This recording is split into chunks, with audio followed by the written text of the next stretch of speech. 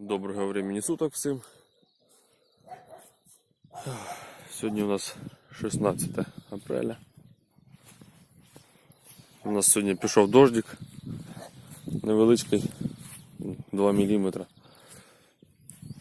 Но землю, ізрядно, ну як ізрядно, поверху підмочив, но все одно, допустим, сьогодні планували кормити, їхати. Уже не вийде. Може після обід там, якщо смотря яка погода буде днем. Це наш сад. Тут стоять у нас улики. Так, в свободное безделье время с отцом занимаемся. Ну, состояние дерев. Іще їм далеко до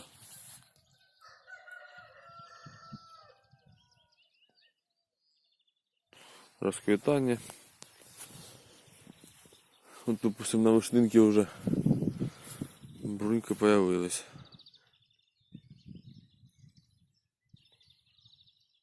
Четко видно. Да, ну что, травка зеленеет уже на огороде.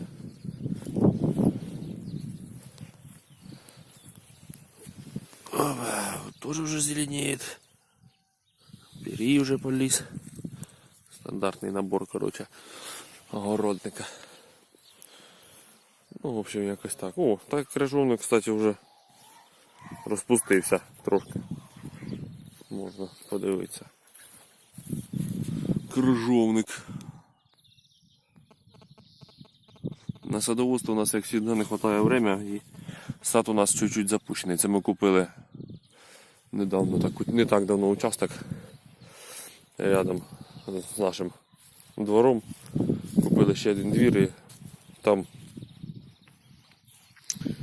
там у нас був, верні не був, а є от сад, такий участок огород, ну і сам двір. Ми його використовуємо як нежиле поміщення, там у нас таке, там, типа, щось положити, щось повалялося. Ну якось отак. Тут у нас вон луки, там сінокосом. Там село пішло.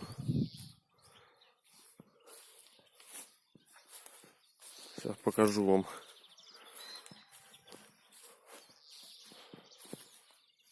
Вон ще село пішло.